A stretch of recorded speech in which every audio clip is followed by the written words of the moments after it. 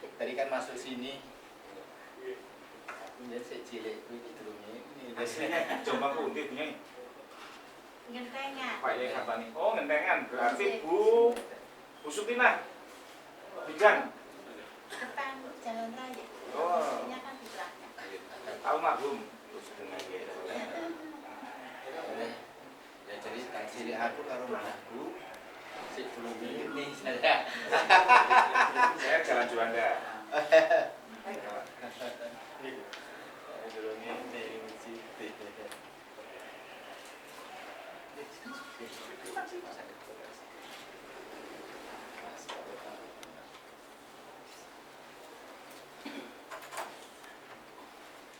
Warahmatullahi wabarakatuh. Monggo kali Alhamdulillahirabbil alamin. Asyhadu an la ilaha illallah wa asyhadu anna Muhammadar Rasulullah sallallahu alaihi wasallam wa ala alihi wa ashabihi amma ba'du. Yang kami hormati Bapak Yai Fatoni, Pak Yai Ahmad Fatoni selaku pimpinan Pondok Pesantren Kadung Mangu. Yang kami hormati Bapak Kusnadi beserta rombongan tamu kehormatan kami pada sore hari ini. Yang kami hormati Bapak Didi Antosusilo, Ketua DPD FDI Kabupaten Jombang, sekaligus beliau ini Pak Camat Pak ya. Alhamdulillah oleh Pak Bupati diberi tugas tambahan amanah sebagai camat di Kecamatan Perak di sini. Yang kami hormati Bapak pengurus Pondok Pesantren serta seluruh jajaran Dewan Pembina yang telah hadir pada sore hari ini. Semuanya itu kami sampaikan terima kasih, syukur, alhamdulillah, jazakumullah khairan. Pertama kami sampaikan syukur kehadirat Allah Subhanahu wa taala dengan ucap syukur alhamdulillah rabbil alamin. Salawat dan salam kami sampaikan kepada junjungan kita Nabi besar Muhammad sallallahu alaihi wasallam. Bapak sekalian, mudah-mudahan pada pertemuan kita sore hari ini betul-betul diberi rahmat dan dilimpahkan manfaat rahmat yang barokah oleh Allah. Mudah-mudahan. Pada kesempatan kali ini, tadi sampaikan sebagai pengantar dari Pak Didi, kami maunya ini menayangkan profil pondok kami. Namun durasinya agak panjang, Pak, sehingga ini waktunya agak mepet dengan adzan maghrib. Ya harus sekitar 5 atau 7 menit lagi sudah adzan maghrib. Maka kami hanya bercerita sekilas saja, cerita sekilas tentang pondok pesantren kami. Pondok pesantren kami ini didirikan pada tahun 1952. Allah wa asyhadu anna Muhammadar Rasulullah sallallahu alaihi wasallam wa ala alihi wa ashabihi amma ba'd. Syukur kehadirat Allah Subhanahu wa taala, dengan syukur alhamdulillahirabbil alamin. Salawat dan salam kami sampaikan kepada junjungan kita Nabi besar Muhammad sallallahu alaihi wasallam, pada para perantara agama, para wasilah hidayah, para pejuang bangsa, atas jasa-jasa beliau-beliau. Kami ucapkan syukur alhamdulillah jazakumullahu khairan. Dan kepada bapak-bapak, ibu-ibu, anak-anakku sekalian, para saudara jamaah semuanya, kami sampaikan syukur alhamdulillah jazakumullahu khairan. Sampai saat ini kita diberi kenikmatan oleh Allah bisa melaksanakan sholat ibadah sholat maghrib secara berjamaah. Bapak Ibu, para saudara jamaah sekalian, pada kesempatan petang hari ini, alhamdulillah kita kedatangan tamu kehormatan kita. Beliau adalah Wakil Ketua DPRD Provinsi Jawa Timur. Kita sebagai warga Jawa Timur dikunjungi oleh bapaknya. Ini sebuah kehormatan, sebuah kebanggaan bagi kita. Sehingga kesempatan kali ini mudah-mudahan nanti bisa kita manfaatkan dengan sebaik-baiknya. Dan untuk itu mohon dengan hormat nanti beliau Bapak Haji Kusnadi SHMHU untuk memberikan sekilas tausiah sebagai bekal kepada para warga jamaah khususnya di Desa Gading Mangu ini. Sebelumnya mohon izin Bapak, santri kami ini insya Allah datang dari berbagai penjuru di tanah air, dari Sabang sampai Merauke, insya Allah ada di sini. Nah, selama di sini anak-anak kami, santri kami didik, kami bina, kami arahkan untuk nantinya bisa menjadi guru-guru ngaji di daerahnya masing-masing. Selepas anak-anak menamatkan pendidikannya di Gading Mangu, baik di pondok pesantren maupun di sekolah, harapan kami supaya nanti bisa sebagai guru ngaji, mohon maaf walau sebatas guru ngaji di TPQ dan TPA di PAUD sebagai seorang mubalik ataupun mubalikot. Untuk itu perlu tambahan wawasan, tambahan bekal ilmu dari Bapak. Sekiranya nanti bisa dijadikan bahan di dalam anak-anak kami nanti mengemban tugas menyampaikan ilmu selama di pondok pesantren ini, menyampaikan ilmu di daerahnya masing-masing. Untuk itu dengan hormat kepada yang kami hormati Bapak Kusnadi SH MHum, Wakil Ketua DPRD Provinsi Jawa Timur, kami silakan untuk memberikan tausiah. Namun mohon maaf sekali lagi, waktu kami batasi Bapak, karena nanti anak-anak selepas ini juga masih ada kegiatan yang lain. Paling sekitar 15 menit ke depan, mohon izin untuk sudah selesai. Terima kasih, alhamdulillah, jazakumullah khairan. Wassalamualaikum warahmatullahi wabarakatuh.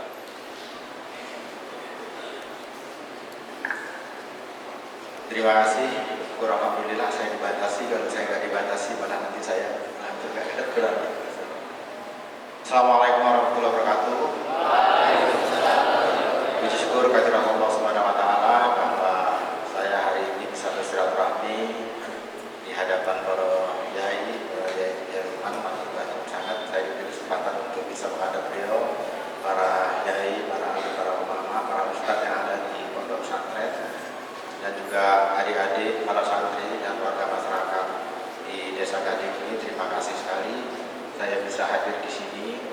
Saya menyampaikan tadi disampaikan oleh beliau bahwa nama saya Kusnadi. Saat ini saya sedang ditugasi oleh negara menjadi Wakil Ketua DPRD Provinsi Jawa Timur, dan hari ini saya dapat tugas untuk bertemu dengan para santri, para alim, para ulama, para ustadz, dan juga para warga masyarakat. Adik-adik sekalian dan warga masyarakat yang dimuliakan oleh Allah, saya ingin menyampaikan apa yang menjadi pikiran kita, apa yang menjadi wacana kita akhir-akhir ini, dan semoga ini nanti bisa menjadi pegangan bagi adik-adik semua. Lalu terus kemudian adik-adik para santri ini sebagaimana yang disampaikan tadi itu turun ke masyarakat dan kemudian menjadi para ustadz di tengah-tengah masyarakat sekalian. Adik-adik sekalian, saya ingin menyampaikan begini. Jadi akhir-akhir ini kita itu sedang menghadapi suatu berita-berita yang luar biasa. Kapan terjadi? Suatu berita yang luar biasa, yang kemudian di mana di antara satu dengan yang lain di antara kita ini saling mencurigai, saling kemudian tidak percaya, dan kemudian saling bersitegang di antara kita ini. Adik-adik sekalian yang saya muliakan dan para jamaah yang dimuliakan oleh Allah, saya ingin menyampaikan kami di pemerintah Provinsi Jawa Timur sudah menyepakati beberapa hari yang lalu, dan kemudian ini juga sudah dideklarasikan oleh gubernur kita, bahwa kami sepakat, kita semua sepakat, warga masyarakat di Jawa Timur ini sepakat bahwa kita semua punya kewajiban untuk menjaga Jawa Timur ini agar tetap dalam kondisi yang aman. Pertengkaran di antara kita itu nanti hanya akan melahirkan kesengsaraan. Kita tidak bisa hidup tenang, kita tidak bisa mencari rezeki dengan tenang, dan kemudian juga kita tidak bisa belajar dengan tenang. Apalagi kita sebagai umat Islam, kita paham betul bahwa Islam itu adalah rahmatan lil alamin. Kita saling bersaudara satu dengan yang lain dan diajarkan kita satu dengan yang lain, dan kita paham betul apalagi adik-adik yang sedang di pesantren ini, panutan kita itu adalah Rasulullah. Rasulullah dijuluki juga sebagai Al-Amin. Mengapa Rasulullah dijuluki sebagai Al-Amin? Tentunya para ustadz sudah mengajarkan itu semua. Nah, bagaimana kemudian rahmatan lil alamin ini dan kemudian bagaimana Rasulullah yang dijuluki Al-Amin ini kemudian bisa kita hidupkan dalam kehidupan kita sehari-hari. Antara satu dengan yang lain, ya seperti saya hitam pesek, tapi ada adik-adik juga yang putih, mancung-mancung, ganteng-ganteng. Kalau saya ini jelek, seperti itu. Apakah kemudian Allah tidak bisa menjadikan kita itu semua menjadi orang yang ganteng-ganteng, yang putih-putih, yang mancung-mancung? Bisa. Kun fayakun, maka jadilah semua. Akan tetapi fastabiqul khairat, bahwa Allah menjadikan kita itu berbeda-beda. Tidak lain adalah untuk supaya kita itu saling bersaudara satu dengan yang lain dengan satu tujuan yang sama, semata-mata untuk bertakwa kepada Allah Subhanahu wa taala. Tidak ada yang lain seperti itu. Nah, oleh karena itulah maka tentunya adik-adik semua bisa memahami itu dengan sebaik-baiknya di dalam pesantren ini. Saya yakin di pesantren ini juga diajarkan hal-hal yang demikian, dan marilah hal-hal yang bersifat filosofis ini kita perdalam dengan sebaik-baiknya. Dulu ustadz saya berkata bahwa dengan ilmu maka kemudian hidup kita akan menjadi mudah, maka belajarlah ilmu dengan sebaik-baiknya. Dan kemudian dengan ilmu kita itu juga kita akan dijaga oleh ilmu. Kemanapun kita akan pergi, ilmu kita akan menjaga kita. Berbeda kalau kita kemudian kaya terhadap harta benda, maka kemudian harta benda itulah yang harus kita jaga.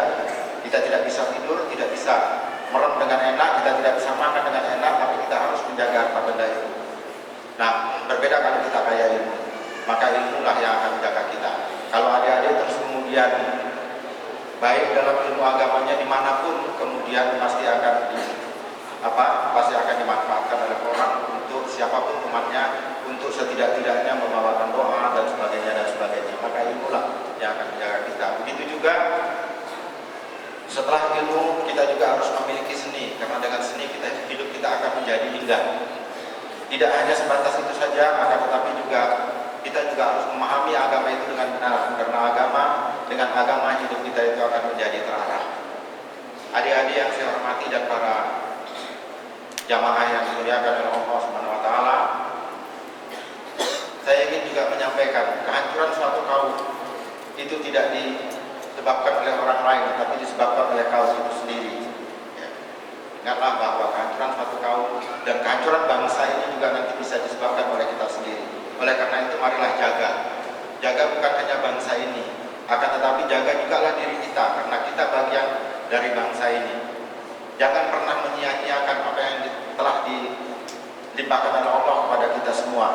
Oleh karena itu hindarilah hal-hal yang kemudian memabukkan. Pasti sudah juga disampaikan kepada para ustaz kita, oleh guru-guru kita, kepada kita semua, hal-hal yang kemudian akan membawa kita celaka. Mari hindarilah itu. Sekarang ini sudah banyak sekali adik-adik sekalian masuk ke tempat-tempat sekolah kita, ke pesantren-pesantren kita, apa yang disebut dengan narkoba.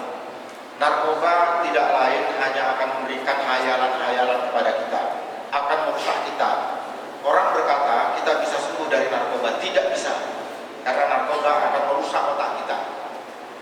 Jadi walaupun secara fisik mungkin mereka itu sudah sembuh, secara fisik sudah sembuh dari ketergantungan pada narkoba, akan tapi secara psikis mereka itu juga akan tetap sakit, karena narkoba merusak, bukan merusak badan saja, akan tetapi juga merusak pikiran.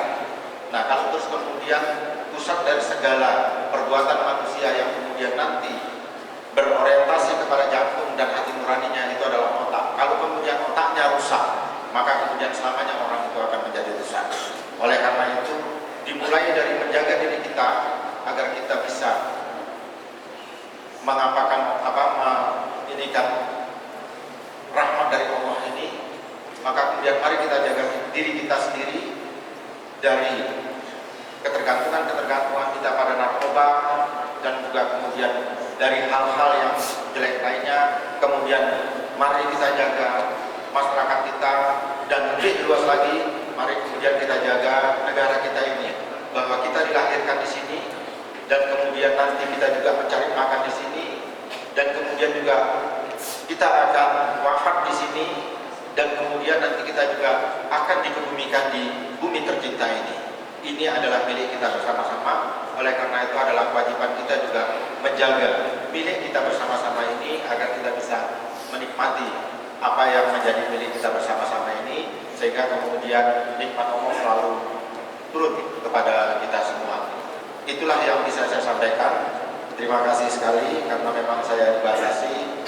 Ya, kalau nggak dibatasi, ngapunten ya, malah saya nanti nggak bisa mau bicara apa. Karena ngapunten saya juga, ya bukan tidak pernah, akan tetapi juga jarang sekali saya kemudian harus ada di hadapan para jamaah untuk menyampaikan tausiah-tausiah, walaupun saya sebenarnya juga guru, tapi ya kemudian di hadapan para ustadz, Bapak Malik, Para Yai ini saya juga harus bilang kan itu saya bilang.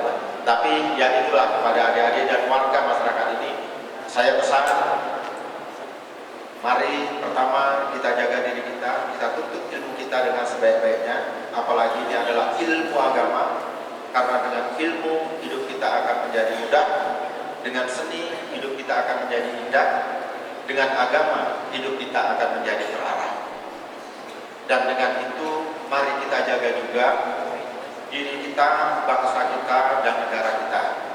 Kita, bukan kamu. Artinya saya Kusnadi, orang Indonesia yang beragama Islam. Bukan saya Kusnadi, orang Islam yang ada di Indonesia. Beda adik-adik. Jadi saya Kusnadi, orang Indonesia yang beragama Islam. Artinya saya lahir, besar, kemudian belajar, mencari nafkah yang diridhoi oleh Allah, dan kemudian nanti wafat dan dikebumikan di tanah tercinta ini, Indonesia. Bukan saya orang Islam yang datang ke Indonesia, yang tidak pernah dilahirkan di Indonesia dan mungkin matinya juga tidak di Indonesia.